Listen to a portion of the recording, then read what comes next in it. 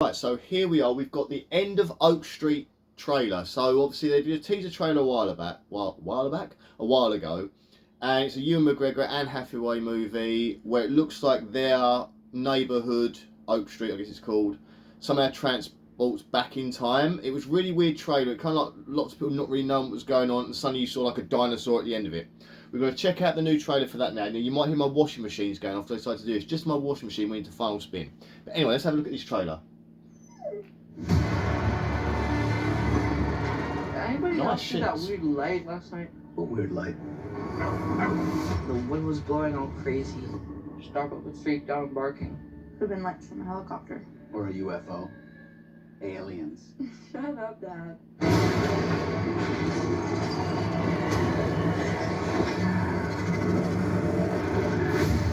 I like it. I like this mystery. Water's not working. Looks like the whole neighborhood's lost power. What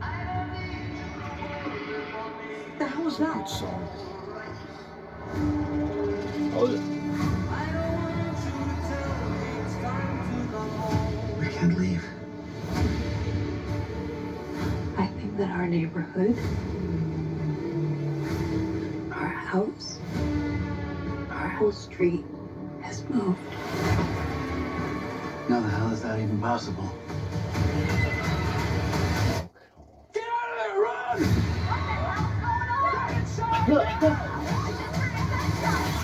oh shit!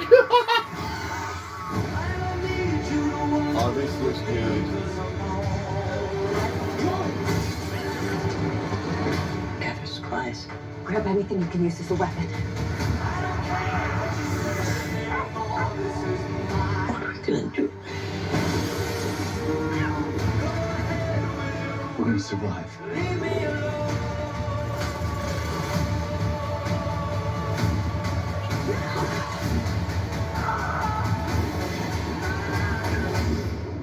God's not gonna let us die here. Greg, you only go to church at Christmas and now you're telling the kids God's looking out for us? What about the people who are out there getting eaten?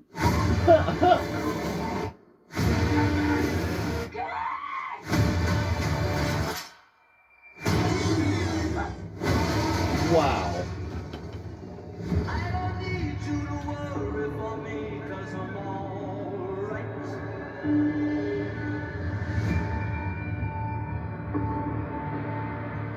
Oh, right. So, I think that's it.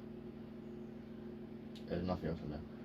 I will say now that that looks like so entertaining. That looks absolutely brilliant. I just love the fact. Right, so to me, it's kind of like you don't know what's going on, and then obviously dropped in with the dinosaurs thing. I love that we're going to sort of it's going to be one of those films where you're sort of realising it along with the characters what's happening, where you're as like bamboozled as they are, and you're trying to work out along with them what's going on. Now, obviously, this looks like a film to me that would be so much better if I hadn't just seen that trailer. Like if I didn't know that there was like dinosaurs in it, and I was sitting watching a film like about them being transported or not knowing where they are, a bit weirdy, and then you go into it that way. That would have been so much better. And suddenly there's dinosaurs. Like, what is going on? It's got a very sort of like, it reminds me of those TV shows that were sort of on telly for me in the mid 80s, like when I was a kid watching them on Channel 4 and stuff. They were like 70s sort of reruns of like Land of the Lost and Land Before Time, and what's the one with the small people? Land of the Giants. Those sort of, not Land Before Time. What's the one with the dinosaurs? Anyway, basically these ones where they take a family, like Lost in Space, and they move them into a situation where they've got to try and like understand, then try and get out of. It's kind of reminds me of those. I like the vibes. The only thing that will annoy me is Ewan McGregor's American accent. I know he does it in a lot of movies, but it does annoy me because obviously we all know Ewan McGregor. He's got the accent he's got, but sadly, when he does these American, he often puts on that weird like American accent. It's kind of annoying. But again, if you watch after about 5 minutes into the movie, you can kind of get over it. I did the same thing when I was watching that Guns Akimbo the other day. Daniel Radcliffe was in it, and it was Daniel Radcliffe putting on an American accent. It was kind of like, it's kind of annoying for the first 5 minutes because it's not them, but then after you can kind of like get through that, you sort of get used to it, it's fine. this dog, right? Now, I saw this dog, I thought that's a real dog, but something about the eyes of this dog kind of give me CGI vibes. And have they CGI'd that dog? If so, that's really annoying because you just get a dog. But anyway. Right, yes, I will say, I love these sheets. And now I'm thinking, this isn't set now. This isn't a family from now sent back in time. And I got that vibe when I saw Ewan McGregor. But now I've seen these bed sheets, we don't get those much anymore. This is a very late 70s bed sheets, maybe in the early 70s, I don't know. But this is where, I think this is a time period that's not now that they go back in time. It's not they've come from 2026 and gone back in time to dinosaur times. They've gone from like the 70s and gone back into dinosaur times. And the reason I thought that before realising about the sheets is because Ewan McGregor, he's wearing clothes that no one would wear now. You see that weird light last night? What weird light? Yeah, look, this is obviously a period piece. Look at the lampshades, the caravan holiday style sofas, his shirt. So it's obviously going to be set in like the 70s, and they go back in time. Interesting choice. Why the 70s though? The wind was I wish it blowing went all back. I crazy. don't know why. Starbuck was freaked out and barking. Could have been lights from a helicopter. Or a UFO. Aliens. Shut up, Dad.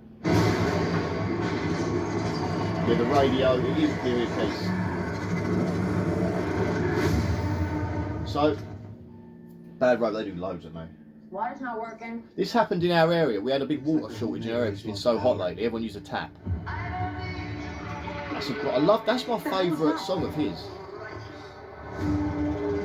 J.J. Abrams. You know you're going to get a pretty decent film of him. Look, it's literally, it's that film The Dome, isn't it? Like TV show The Dome. I think that our neighborhood. I'm getting very much Spielberg-y vibes, like early Spielberg, and I'm getting very much Stephen King-ish sort of feelings from this. But then there's the humour in it. It seems like it's going to be a lot of comedy in this as well. I mean, you're not seeing much of comedy now, but there's a few one-liners. I think this is going to have a lot of comedy aspect to it. It's not full-on horror or anything like that. But obviously going horror vibe, it's a kind of amalgamation of Stephen King and Steven Spielberg. But J.J. Abrams is very much inspired by Spielberg in a lot of the stuff that he does. So I can kind of see that. He's like, to me, like Abrams is kind of like the Spielberg evolved into Abrams, you know what I mean? It's a weird thing. But here we go. Our house, our whole street has moved. How the hell is that even possible?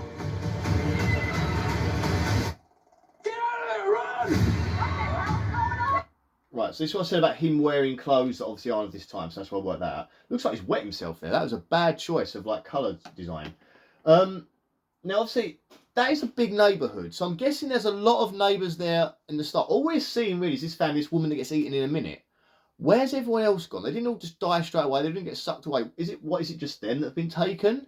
This family and these neighbours? Because there should be a lot more families running around as they are if there's other people still in the house. Do you know what I mean? That to me, it's obviously the film's going to explain a lot of this, but it's kind of like I'm trying to work out why that would be. Yeah, it's where we see her get attacked. But obviously what's basically like a velociraptor. They've obviously changed the design up so they don't want to copy Jurassic Park and that. But we know what these dinosaurs are, we know. So, but it's interesting. The fact she's come out. So there must be more people living in that cul-de-sac or whatever it is. There must be more people from that neighbourhood in this film.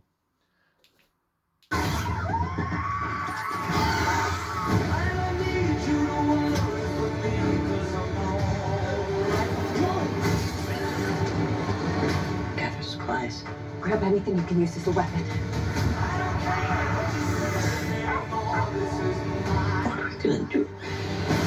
I think we're going to have like a slow build up to that T-Rex. I think we're going to start off with like them seeing little creatures running around, the small, then the raptor comes out. The very end is going to be the T-Rex attacking. Wonder if it'll team up with a velociraptor to take on a bigger T-Rex, we don't know. I love you smashed a car through the house. Whoa, right, so what was that? Hang on. I need to, this is free, what was that? What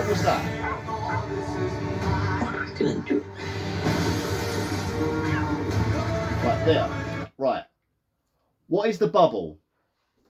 What is that bubble? That's interesting, because we've not seen anything else like the trailer. I assume this film was literally maybe a government experiment has gone on and it's transported this entire community into the prehistoric times. Now I'm seeing bubbles like this, so I'm wondering, they're all tooled up here, so obviously this is after the event that moved them. To me, it's going to be aliens or something. Aliens have done this. This is going to be a proper sci-fi alien-y thing at the end. Aliens moved them just to see what would happen. Maybe they kidnapped them to do things and sent them back to the wrong time period. Like in Flight of the Navigator. The alien kidnaps him because it's like collecting specimens of animals and that to look around everything. Goes to take him back, but can't take him back through time because he's too fragile to do it. So he dumps him like 5 years after he left, but he hasn't aged a day, sort of thing. Flight of the Navigator is a fantastic movie. I suggest you watch that if you haven't seen it. It's dated, the effects are dated in it, but it is a great movie. But yeah, I'm guessing aliens are involved. I love that. That's a great scene. But Anne Hathaway looks like she's going to be doing this. Not the normal Anne Hathaway character. God's not gonna let us die here. Greg, This is you only go to hilarious. church at Christmas and now you're telling the kids God's looking out for us? What about the people who are out there getting eaten?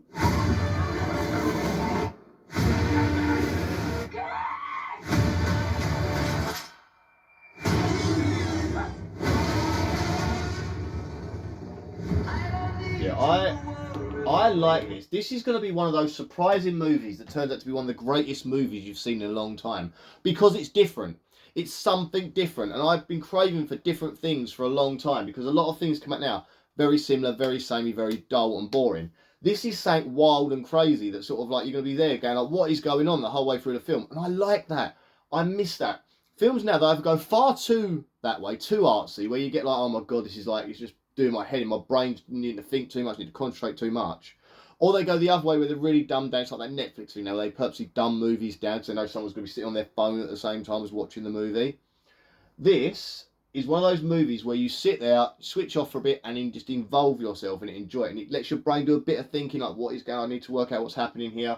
At the same time as you can still enjoy it without your brain going, oh, I need to do a thesis to find out what's happening.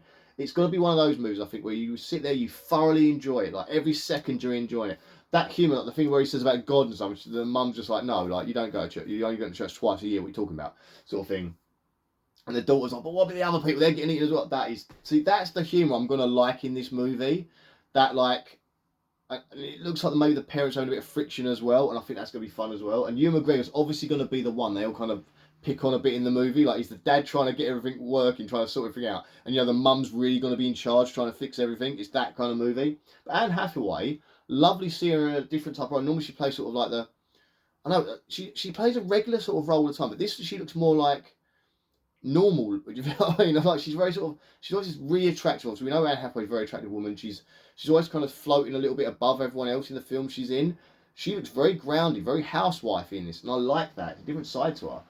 But yeah, I can't wait to watch this. I do like my some J.J. Abrams films. I know, what's the one he did that I loved and I watched it and thought this is fantastic. Oh, it was Super 8. He did that, didn't he? And that was a phenomenal. I think I'm pretty sure it's him. It's up there somewhere. Super 8. Is it him? It's going to wind me up now. Actually, I'll break my neck trying to get to this DVD up here. Sorry if you're seeing the backside of me. I want to see if it is him. Yeah, J.J. Super 8. This is a fantastic movie. Again, not many people know about this movie, and I happened across it way after it came out. And this is a brilliant movie. It's got a Goonies vibe to it, a E.T., a very early Spielbergy vibe to it, but it's a fantastic, phenomenal movie. But yeah, I cannot wait to watch End of Oak Street. So guys, let me know what you think in the comments. Are you excited about this movie? Do you think it's going to be a silly one? Or do you think this has potential to be like this like hidden gem of a movie this year? There's a lot of massive movies coming out this year and have already come out. But I think saying like this is going to be that little hidden gem that you just adore, that you just find. That's what I'm going to say now. Thanks for watching. See you later.